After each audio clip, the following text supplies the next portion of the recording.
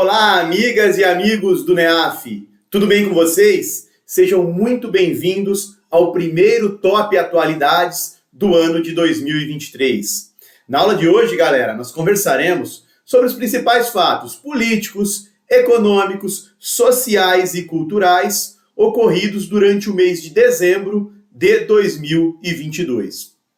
Inicialmente, desejo para todos um ótimo 2023. Vamos dar uma olhadinha no nosso mural de notícias?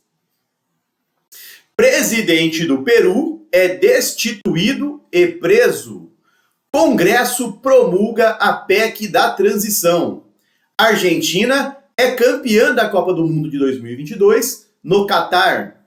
Cristina Kirchner é condenada por corrupção e morre o Rei Pelé aos 82 anos.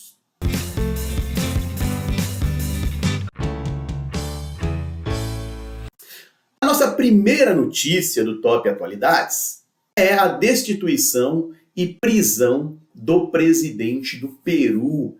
Isso rolou no mês de dezembro, galera. Depois eu tenho algumas dicas para vocês lembrarem do fato. Mas o que aconteceu? Vamos por pontos. Presidente do Peru. Quem era o presidente do Peru? Pedro Castillo, beleza? Vamos pegar a letra P e deixar ela aqui, que vai ajudar a gente a entender muita coisa. Então, P de presidente, P de Peru, P de Pedro, beleza? 3P, Pedro, presidente do Peru. Beleza, Márcio. O que aconteceu com o presidente do Peru? Ele foi preso, mais um P, ó. Mais um P. Ele foi preso após ser destituído do cargo pelo Congresso. Vamos entender todo o contexto. Por que ele foi preso, por que ele foi destituído. E aí, para a gente iniciar essa linha, esse processo histórico, vamos lembrar o seguinte. O Pedro Castillo foi eleito em 2021, em uma eleição extremamente polarizada. Nós tínhamos de um lado Pedro Castillo, um candidato de esquerda, e do outro lado a Keiko Fujimori, uma candidata que representava a direita. Eleição acirrada, poucos votos de diferença, Pedro Castillo eleito. A Keiko Fujimori demorou na época para reconhecer, contestou o resultado da eleição, mas, passado um período, foi confirmada a vitória do Pedro Castillo. Então, Pedro Castillo, eleito presidente do Peru. Beleza? Segue a linha do tempo aí. Mesmo antes da eleição, depois que assumiu, nem se fala, ele é marcado aí a sua gestão por declarações polêmicas. Em algumas oportunidades ele ameaçou fechar o Congresso. Então isso está no nosso contexto. E aí veja bem, ele fez ameaças de fechar o Congresso e ele tinha um parlamento dominado pela oposição. Então você tem no Peru um presidente de esquerda, vou chamar a atenção que ele é um presidente de esquerda, mas considerado conservador dos costumes, tá? E ele enfrentava um Congresso dominado pela oposição. Certo? 2 meses depois que o Pedro Castillo assumiu o cargo, praticamente toda a sua base ministerial renunciou. Então, é uma gestão que tem um início marcado por crise. 2 meses no cargo, renuncia a base ministerial do Pedro Castillo. Ao longo da sua gestão, pouco mais de um ano, ele teve 3 pedidos de impeachment. 3. Esse terceiro prosperou, vou comentar do terceiro hoje. 3 pedidos de impeachment em apenas 1 ano e meio, menos de 1 ano e meio. Os pedidos alegavam ali falta de rumo do país, incapacidade moral do Pedro Castillo. Os 2 primeiros pedidos de impeachment não prosperaram, tá? Não vingaram. E aí o que acontecia? Estava prestes, o Congresso peruano a votar esse terceiro pedido de impeachment. E o que faz o Pedro Castillo? Ele anuncia a dissolução do Congresso e novas eleições. Simplesmente fecha, acabou, dissolviu o Congresso, teremos novas eleições. Tá, Márcio, mas como a comunidade peruana, a sociedade, as instituições jurídicas viram tal tomada de decisão? A Suprema Corte do Peru classificou o ato como um golpe de Estado. Ô Castillo, o que você está fazendo, dissolver o Congresso, sem uma justificativa, existe previsão constitucional, mas no caso, no entendimento dos juristas, não havia uma motivação clara, uma motivação justa. Então, olha, Pedro Castilho essa atitude é um golpe de Estado. O que o parlamento faz? Não estaria votando o terceiro pedido de impeachment contra Pedro Castilho? Aprova o pedido de impeachment. Então, Pedro Castilho tentou destituir o Congresso, mas no final quem foi destituído do cargo foi ele. Sofre um processo de impeachment pelo parlamento. E é preso. Na sequência, é preso. Ó, Márcio, então o Peru não tem mais um presidente? E aí vem mais um P. É a primeira vez, algo inédito, nós temos uma mulher presidindo o Peru. A vice-presidente, Dina Boluarte, assume o cargo. Assume criticando já a atitude do então presidente Pedro Castilho. Então mais um P de primeiro aqui. Primeira mulher a ser presidente do Peru, Dina Boluarte. De boa, galera. Então esse é o contexto peruano. Prisão do Pedro Castilho. Márcio, peraí, eu vou pegar os 4 P's que você disse, né? Vou anotar aqui no caderno. 4 P's. 4 P's. Pedro, presidente do Peru, preso. De boa. Quer mais uma dica para tentar lembrar? O fato aconteceu em dezembro, certo? Para quem comemora, aquela população que comemora o Natal e tem possibilidades financeiras e gosto também, é muito natural, muito comum na ceia de Natal ter como prato o peru. Então a gente pode dizer que o peru animal, é capturado, é preso no mês de dezembro, é sacrificado próximo da véspera e se transforma num prato. O presidente do Peru foi preso no período que antecedia ao Natal. De boa? Vamos direto ao ponto? Direto ao ponto. País sul-americano com o presidente destituído e preso. É uma questão possível para a prova. Vem lá o enunciado, destaca, determinado presidente sul-americano, foi destituído, vai vir todo um contexto. Que país é esse? O Peru. Lembra dos 4 P's. Pedro, presidente do Peru, preso. O nome do presidente, destituído e preso, também pode aparecer. Vem o enunciado. Olha, o Peru teve um presidente destituído e preso. Qual é o nome desse presidente? Aí vem as alternativas lá. Alberto Fernandes, que é o da Argentina. Luiz Arce, que é o da Bolívia. Pedro Castilho. Lembra dos 4 P's. O que aconteceu no Peru? Aí é aquele contexto. O presidente anunciou a dissolução do parlamento, a ação foi encarada como um golpe e o Castilho sofreu impeachment e foi preso. E aí um fato inédito.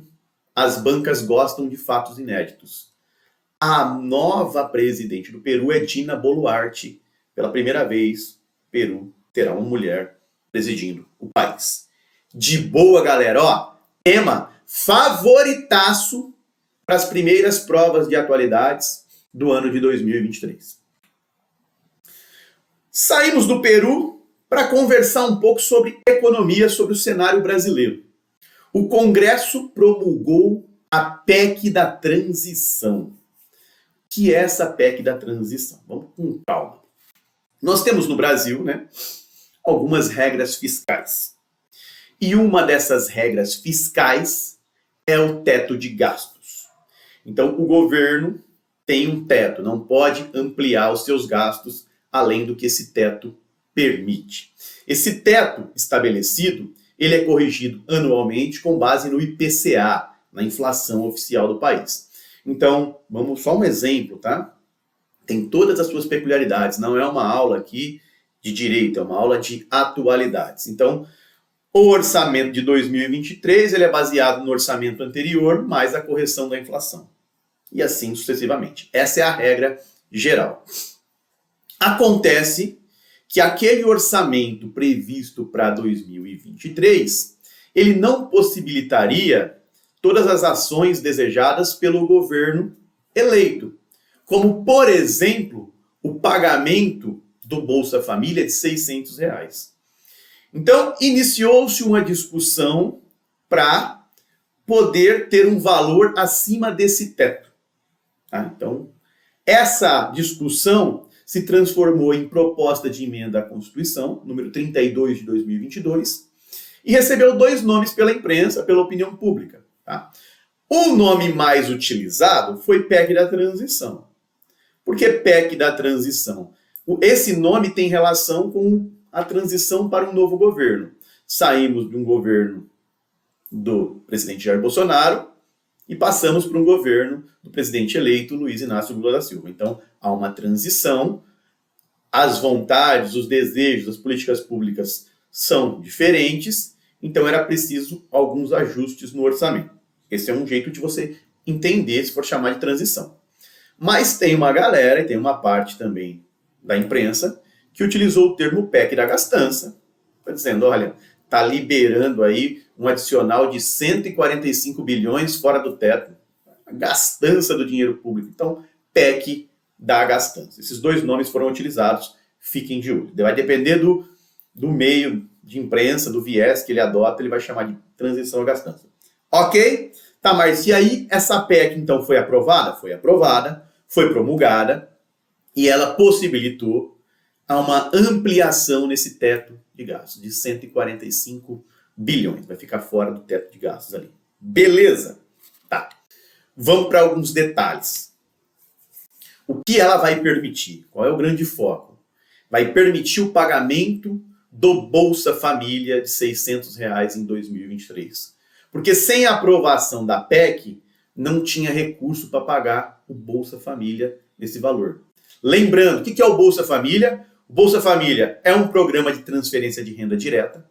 É um programa que existiu, foi tradicional nos primeiros governos do PT, ok? Depois o Bolsa Família, na gestão Jair Bolsonaro, ele passou por algumas mudanças, inclusive de nome, e passou a se chamar Auxílio Brasil, correto? Auxílio Brasil. O governo eleito já anunciou, o programa retomará o nome de Bolsa Família.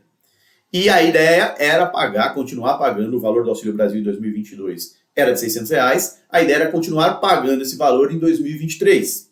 Para isso, era necessário aprovar a PEC da transição. Então, ela vai viabilizar o pagamento de R$600 para o programa Bolsa Família. Vai permitir também um adicional de R$150 para famílias que tenham criança até 6 anos de idade. Abre espaço para recompor alguns programas sociais, como o Farmácia Popular, por exemplo. E aí também possibilitará um reajuste real do salário mínimo. Isso aqui está uma discussão, galera. No dia que eu gravo essa aula, primeira semana de janeiro, está uma grande discussão sobre o salário mínimo. Por que discussão, Marcos? Salário mínimo era, em 2022, de R$1.212, correto? R$1.212. Aí o então presidente Jair Bolsonaro editou uma medida provisória estabelecendo um novo salário mínimo de R$1.302. Beleza? Mas o relator do orçamento colocou, e aí a PEC da transição viabilizaria isso, um salário mínimo de R$1.320. Certo? Tá. Mas esse novo salário de 1.320, ele ainda precisa de uma MP do governo eleito para entrar em vigor. Eu estou gravando essa aula, estou olhando aqui, ó, do dia 7 de janeiro. 7 de janeiro de 2023. Até o momento, essa MP não rolou. Ok? Ok? Mas a expectativa é que o salário mínimo atinja R$1.320. Se isso for confirmado, nós teremos um reajuste de mais ou menos 9% no salário mínimo, ok? Maior que a inflação, isso vai representar um ganho. A inflação deve bater quase 6%, 5,9%, não foi divulgada a inflação oficial de 2022, uma expectativa entre 5,6%, 5,9%, beleza? Então seria um ganho real no salário mínimo. E o prazo de vigência dessa PEC é de 1 ano, então, o governo eleito terá 1 ano para trabalhar aí as contas. De boa, galera, só uma observação. Apesar da PEC da transição ter sido aprovada, antes mesmo disso acontecer, o Gilmar Mendes, ministro do STF, tinha autorizado que o Bolsa Família ficasse fora da regra do teto de gastos. Então o Bolsa Família já tinha sido garantido mesmo antes da aprovação da PEC da transição, por uma decisão monocrática do Gilmar Mendes no STF. Beleza o contexto da PEC da transição? Vamos para o direto ao ponto? Direto ao ponto. PEC aprovada que amplia o teto de gastos. PEC da transição ou da gastança. Vai depender da sua interpretação e da fonte que você utilizará. Ponto central, acho que o ponto central, a PEC da transição tem muita coisa, mas o ponto central vai permitir esse pagamento de R$600 do Bolsa Família e até um adicional, é bom lembrar desse adicional de 150 por família com criança até 6 anos de idade. E aí, só fazendo um comentário, já que eu discuti orçamento, né, no Brasil. Lembram do orçamento secreto? Que eram aquelas emendas do relator, o relator do orçamento, né, distribuía recursos. Esses recursos não eram muito transparentes, ninguém sabia qual era o critério, qual era o parlamentar beneficiado. Isso ficou chamado de orçamento secreto, as emendas de relator. O STF julgou o orçamento secreto em 2022, no mês de dezembro, e considerou ele inconstitucional, beleza? Tanto que, na hora de aprovar essa PEC da transição, o Congresso deu seus dribles ali para tirar esse recurso do orçamento secreto e colocar em emendas impositivas. De boa? Um bolinho de água. Para falar agora de Copa do Mundo. Márcio, todo mundo, ou a maior parte da população, tem conhecimento de que a Argentina foi campeã da Copa do Mundo do Catar de 2022. Beleza. Final realizada entre França e Argentina. Empate de 2-2 no tempo normal. Empate de 1-1 na prorrogação. Argentina campeã. Beleza. Essa foto aqui do Messi, o Messi é considerado um dos maiores jogadores da história, o maior jogador de futebol da atualidade, tá? Um dos maiores da história, existem até comparações Messi-Pelé já, Messi-Maradona. Essa foto do Messi com a taça do mundo se tornou a foto mais curtida da história do Instagram. Coisas que podem aparecer na prova. Uma informação assim, ó, bobinha que pode pintar em prova. Foto mais curtida da história do Instagram. Beleza? Messi, que tem 35 anos e não havia conquistado uma Copa do Mundo, primeira Copa do Mundo do Messi.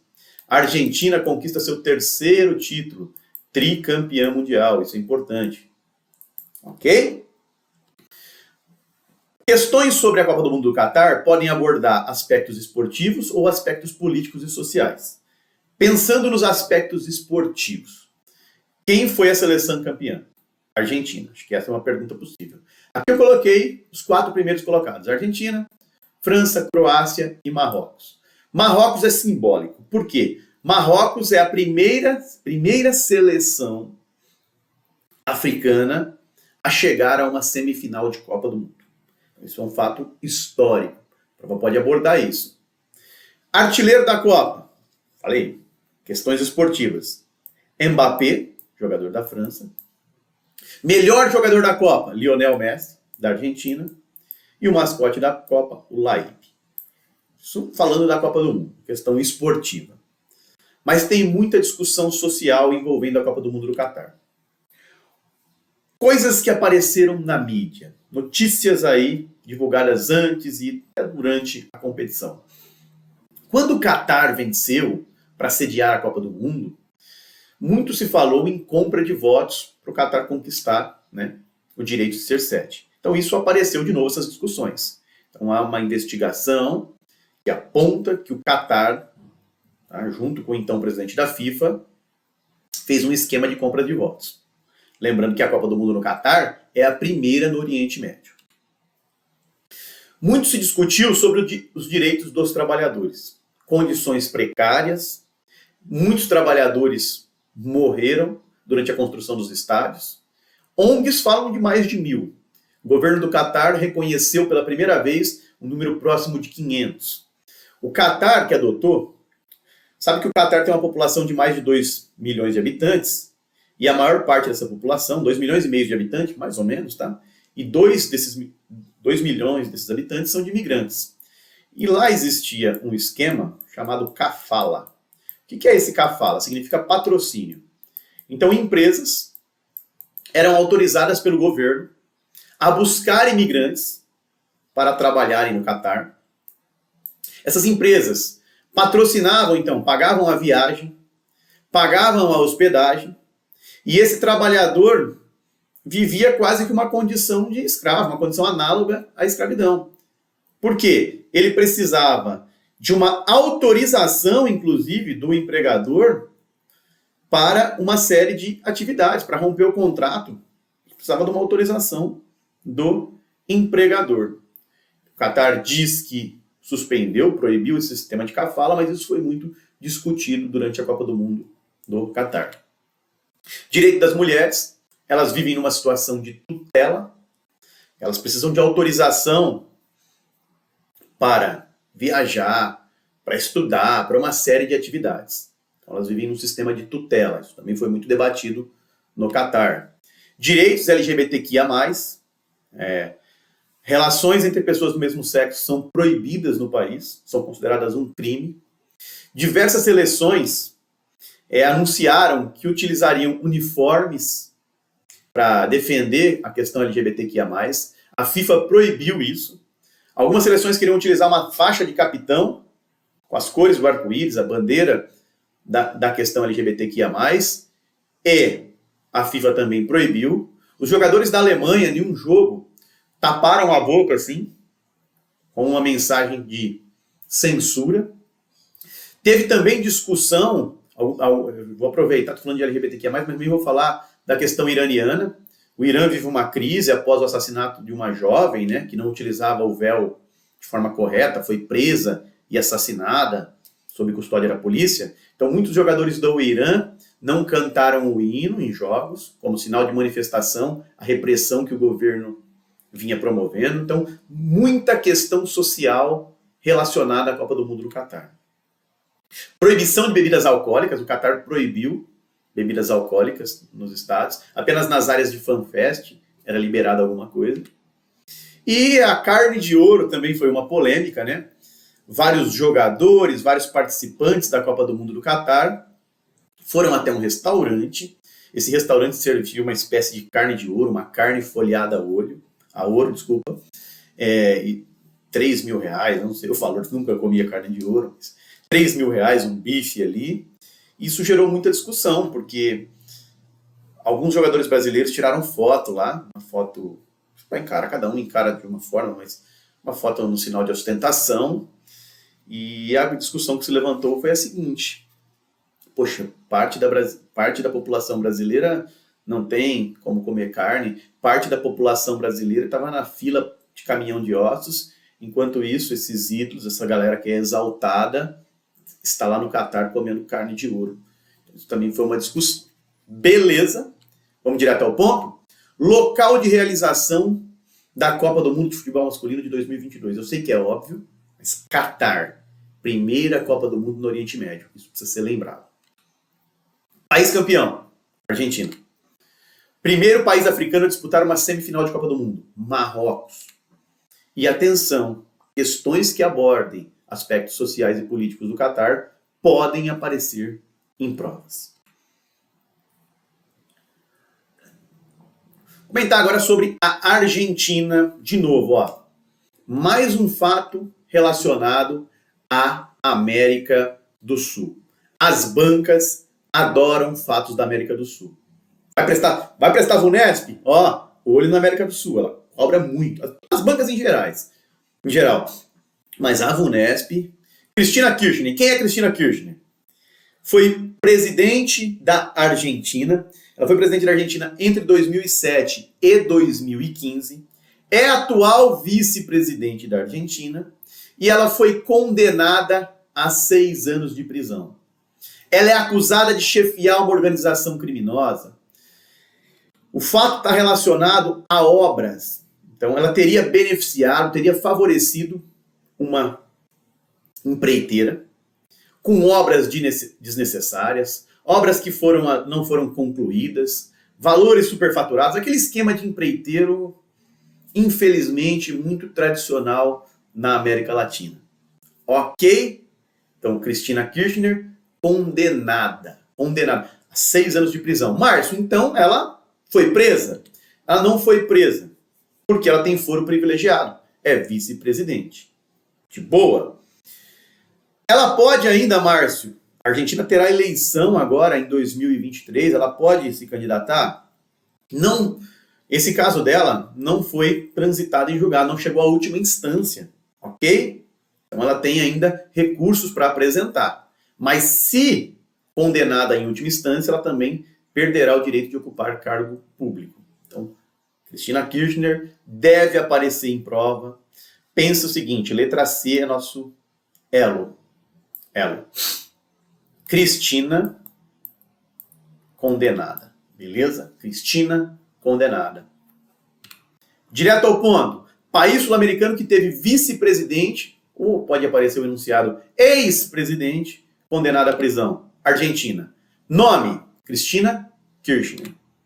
Motivo da condenação? Eu não sei como a prova vai cobrar. Todos esses fatos estão entrelaçados. Se você pegar uma notícia do G1, aparece de uma forma o motivo da condenação. Você pega uma do Estadão, de outra forma. O UOL, vai aparecer algo nesse sentido. Corrupção, chefe de organização criminosa e desvio de dinheiro do Estado, favorecer empreiteiro. Esse é o contexto geral. Fechou? E a nossa última notícia do mural é a morte do rei Pelé, jogador de futebol muito conhecido, talvez seja, o brasileiro mais conhecido no mundo. Ok? Tá. Pelé, jogador de futebol. Ok, isso, todo mundo, ex-jogador, né? Olha uma questão bobinha que pode aparecer em prova. O nome, tá, o apelido Pelé. Qual é o nome oficial do Pelé? Márcio, pode aparecer assim em prova? Pode. Edson Arantes do Nascimento. Ok? Ele é vítima de um câncer, né? Desdobramento de um câncer. Ele faleceu aos 82 anos. E ele tem vários recordes e prêmios. Acho que a prova pode trabalhar por aí. Então, exemplo. Times, equipes pela qual Pelé jogou oficialmente. Não é amistoso, não é jogo festivo, não. Pelé jogou. Mas eu sei que ele jogou pelo Santos. Ok, jogou pelo Santos. Jogou pelo Brasil, pela seleção brasileira. Beleza. O que muitos desconhecem é que o Pelé jogou por uma equipe estrangeira. Ele jogou pelo New York Cosmos. Uma equipe dos Estados Unidos. Um embaixador do futebol nos Estados Unidos, uma pessoa que ajudou a popularizar o esporte no país. Então imagina o enunciado. Olha, o Pelé jogou por uma equipe fora do Brasil. Que equipe é essa?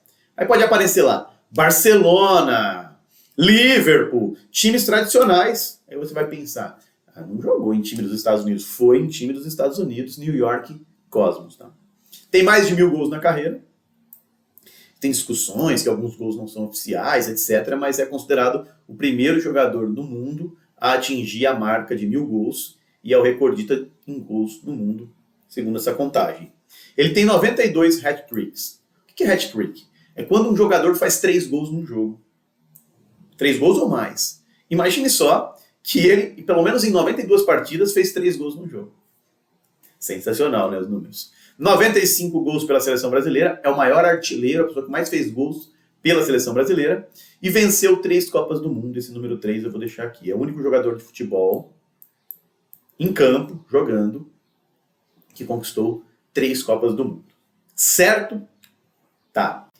Olha uma questão interessante que pode aparecer na prova. Em qual cidade o Pelé nasceu?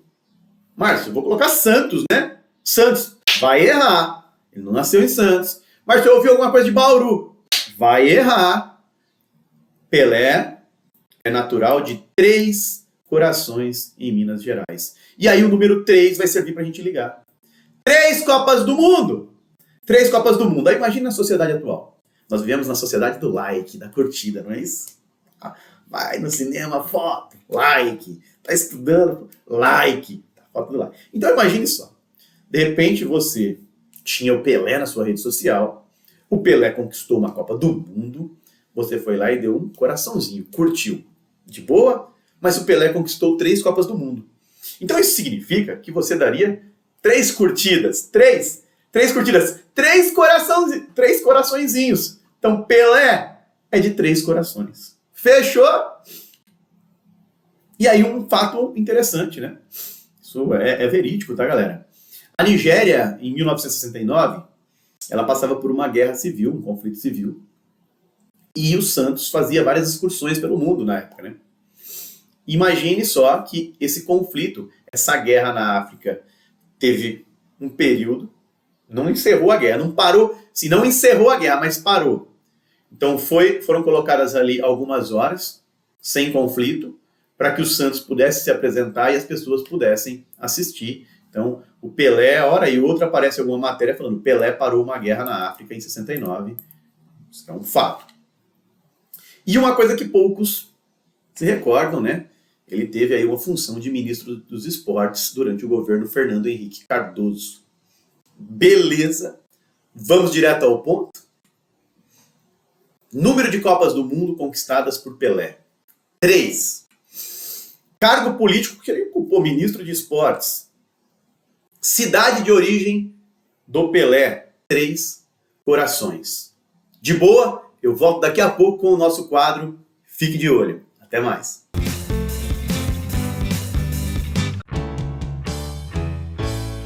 Pessoal, dando continuidade ao Top Atualidades, eu apresento o nosso quadro Fique de Olho.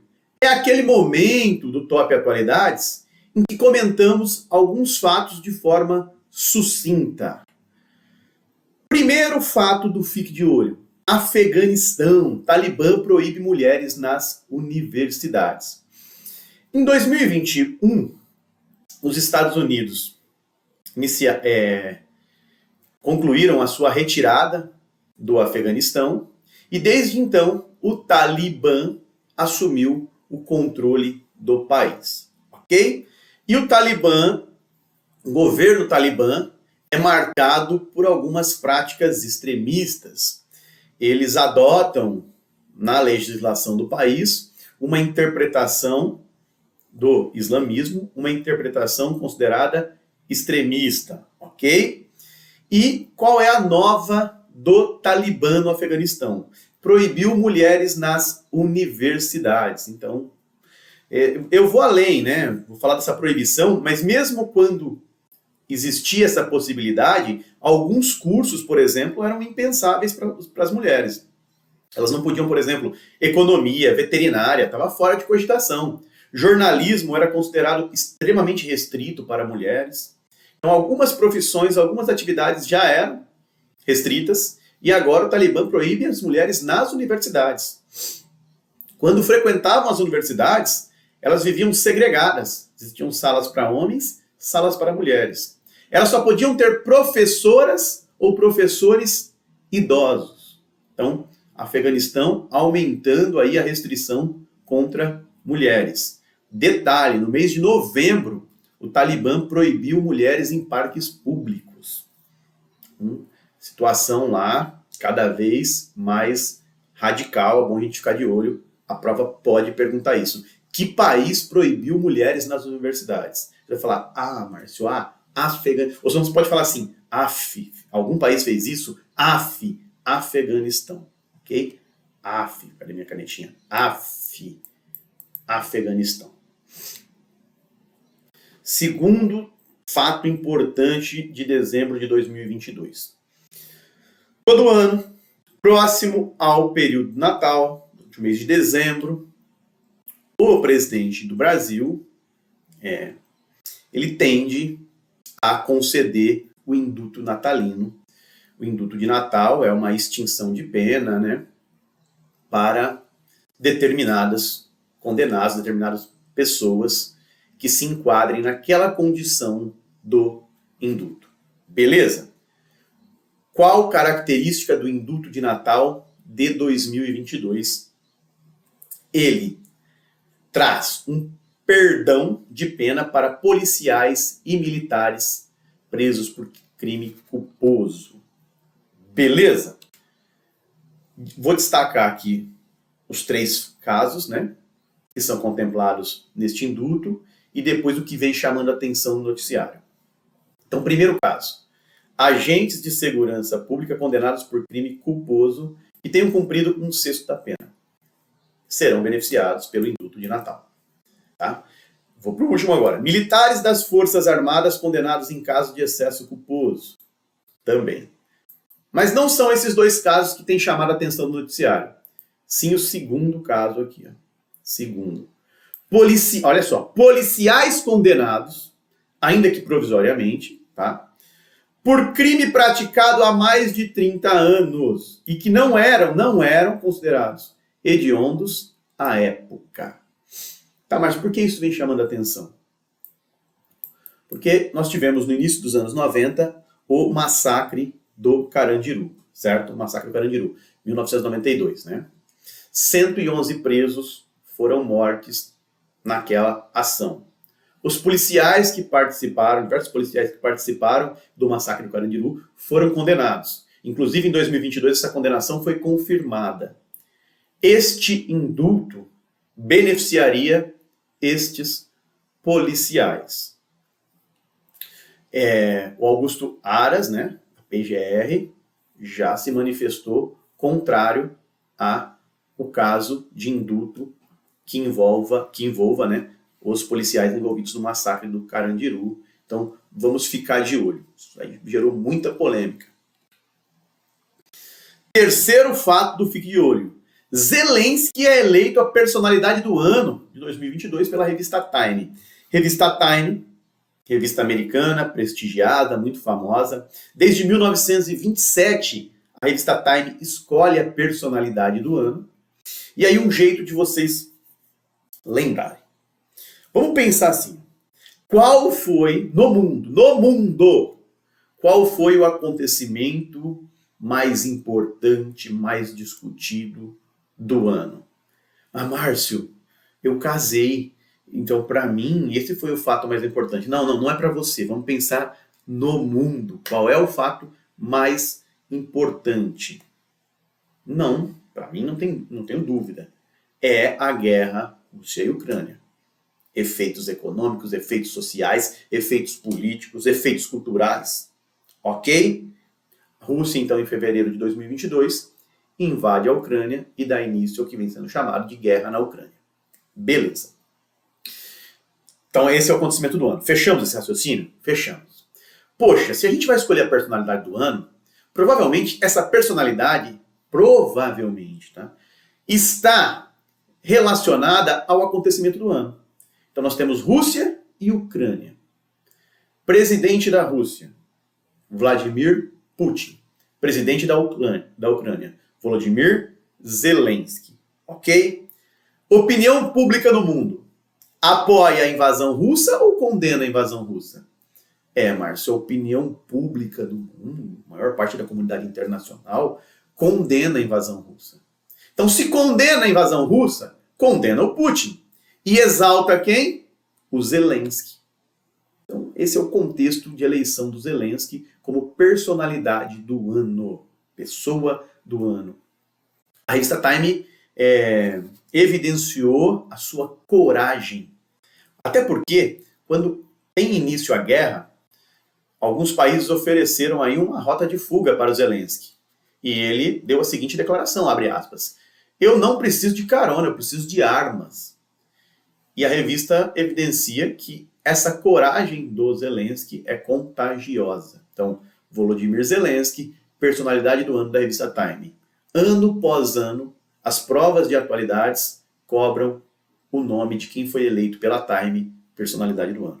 Fiquem de olho, hein? E vou falar um pouquinho do Brasil. Lula fecha a lista de 37 ministros. Esse é um fato importante. Primeira coisa que eu quero chamar a atenção. Durante a gestão Bolsonaro, você tinha 23 ministros. Então, o primeiro destaque tivemos um aumento aí de ministérios. 37 ministérios. Beleza? Beleza, Márcio. Algumas pastas foram recriadas. Estou dando alguns exemplos aqui só. Algumas pastas foram recriadas. Então, pasta Ministério das Mulheres. Recriado. Ministério da Cultura. Exemplos, tá? Recriado. Da Igualdade Racial, recriado. Então, algumas pastas recriadas. Alguns ministérios foram desmembrados. Destaque para o da Economia. Existia o Super Ministério da Economia e ele foi desmembrado em Fazenda, Indústria e Comércio, Planejamento, uma nova pasta para gestão. Outro ministério que foi desmembrado, dos transportes, tá? Da infraestrutura, virou transportes e portos e aeroportos. Então, um aumento no número de ministérios. Eu vou dar uma dica e depois vou comentar alguns fatos. A primeira dica é, você vai prestar um concurso na área da saúde, vale a pena conhecer o nome do ministro, da ministra da Saúde. Você vai prestar um concurso na área de esportes, legal conhecer o nome do ministro, ministra de esportes. E assim sucessivamente. Essa é a primeira dica. O segundo ponto que eu acho importante. Alguns ministros e ministérios tiveram ampla visibilidade. E pelo menos eles, nós temos que ter conhecimento do nome do ministro, porque pode aparecer em qualquer prova, independente da área. Vou começar a destacar alguns aqui. Da Fazenda. Ministro da Fazenda é o Fernando Haddad. Esse cara vai liderar a principal pasta econômica do país. Fernando Haddad. Márcio, o Haddad é o Haddad mesmo que concorreu ao governo de São Paulo? Foi prefeito de São Paulo, concorreu à presidência em 2018? Exatamente. Fernando Haddad, ministro da Fazenda. Lembra da Simone Tebet? Concorreu à presidência agora? Teve um ótimo desempenho na corrida presidencial, né? Apoiou Luiz Inácio Lula da Silva no segundo turno. A Simone Tebet se transformou em ministra do Planejamento. Então a Simone está aqui, ó, no Planejamento, Simone Tebet. Geraldo Alckmin, vice-presidente, é o ministro de Indústria e Comércio. Geraldo Alckmin, também ministro. Na saúde, nós teremos pela primeira vez uma mulher, Nise Andrade, ministra da Saúde. Meio Ambiente, volta Marina Silva, foi já ministra do Meio Ambiente durante o governo PT, volta a ser ministra do Meio Ambiente. Povos indígenas, Sônia Guajajara, vale a pena. Igualdade racial, Aniele Franco, irmã da vereadora Marielle Franco, assassinada no Rio de Janeiro. Então, pelo menos esses ministérios, vale a pena ficar de olho, porque podem aparecer em qualquer prova. Fechou, galera? Deixei aqui um link, tá? É um link do G1 para vocês, com todos os ministros e ministérios. Se quiser dar uma lida lá com calma nos 37 nomes, tá o link aqui para vocês. E por fim, conto sobre uma nevasca que atingiu os Estados Unidos e o Canadá, considerada a nevasca do século. Mais de 50 pessoas morreram nos Estados Unidos e no Canadá depois dessa onda. Também foi chamada pela imprensa de ciclone bomba. O nome ciclone bomba é porque a queda de temperatura foi intensa. Em 24 horas, uma drástica queda de temperatura.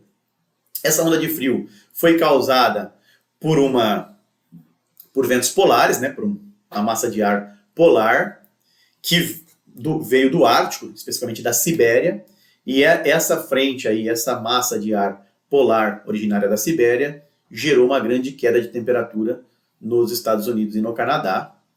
Olha o nome, nevasca do século. Deve ficar de olho. Desastre natural, evento natural, hora e outra, aparece em provas de atualidades. Então, esse foi o nosso Fique de Olho. Beleza? Volto daqui a pouco para a gente dar uma olhadinha no que já caiu em concursos. Até mais!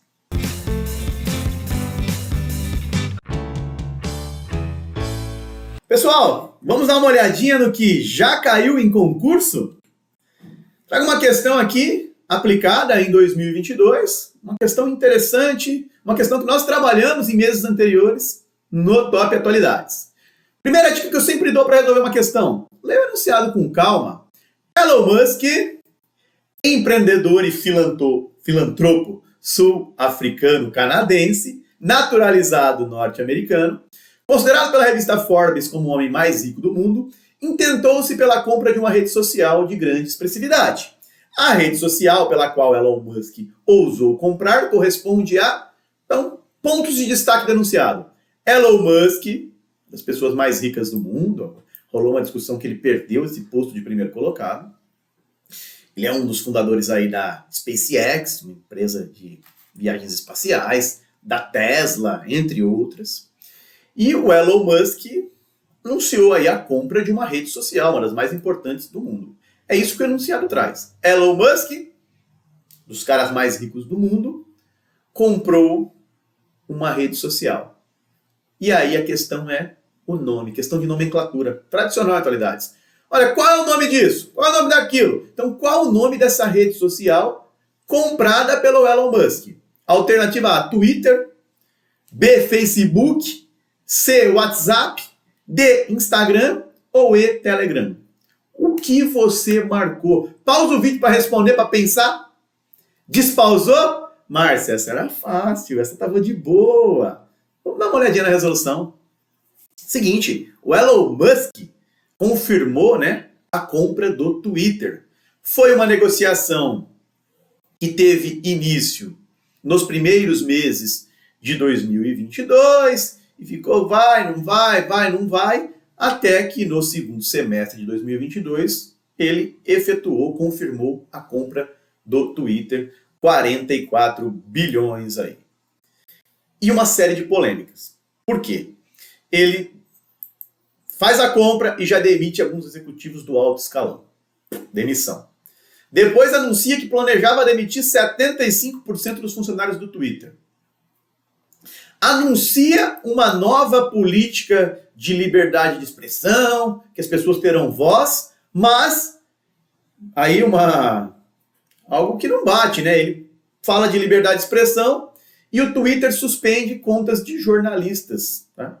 Jornalistas, por exemplo, do New York Times, do Washington Post, da CNN americana, suspendeu algumas contas de pessoas que cobriam o Elon Musk. Algumas divulgavam a localização real do Elon Musk, desculpa o termo, ele ficava da vida, né? Pistola da vida. E aí anunciou, suspendeu as contas, sem explicar muito bem porque a opinião pública caiu matando, fez várias críticas e as contas foram depois reativadas. Então, além de resolver a questão, estou comentando algumas coisas sobre o Twitter. De boa, galera? E até começaram alguns brasileiros, rolou aí uma brincadeira nas redes que seria o fim do Twitter. Alguns brasileiros foram para uma rede aí, uma rede indiana chamada Cool, ok? Saíram do Twitter, foram para o Cool. Beleza? Um pouquinho aí dessa resolução, alternativa correta, alternativa A, Twitter.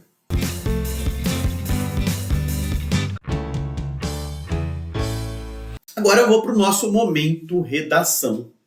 O momento redação eu gosto muito dele porque ele dá liberdade aqui. Um dia a gente traz uma redação que caiu, outro dia a gente ajuda a construir uma proposta para redigir uma redação, e hoje eu quero fazer diferente.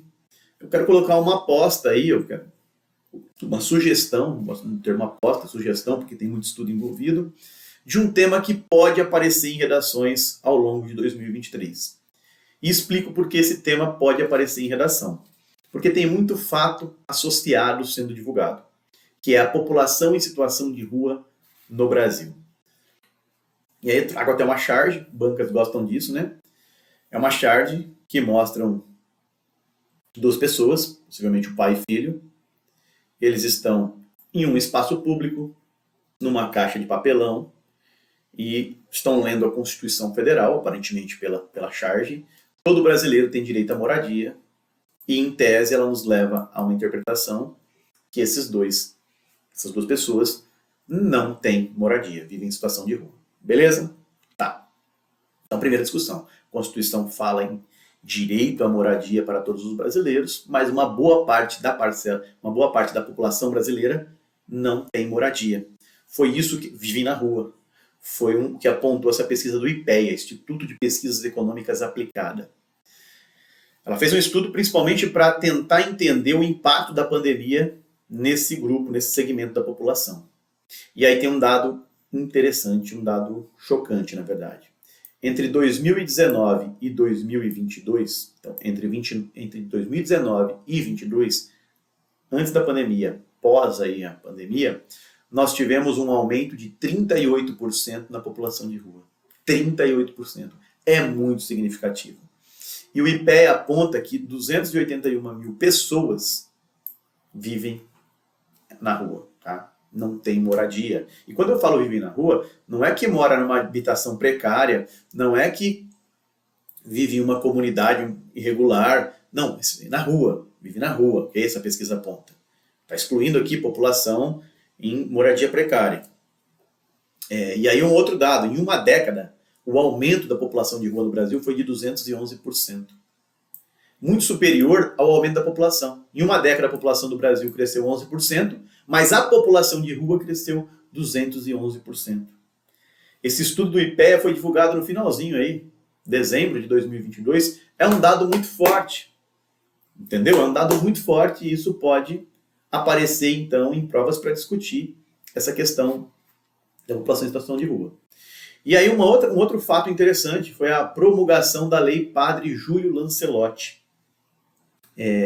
Essa lei proíbe o que nós chamamos de arquitetura hostil.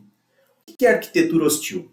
Imagine só espaço público, imagine aqueles bancos, alguns lugares que colocam grade no espaço coberto e aquelas grades inviabilizam que pessoas acessem aquele espaço coberto, de repente, para dormir.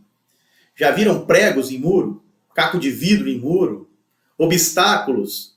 Tá? Grades em banco, até espaços que colocam grade para que as pessoas não acessem o banco. Essas práticas são chamadas de arquitetura hostil.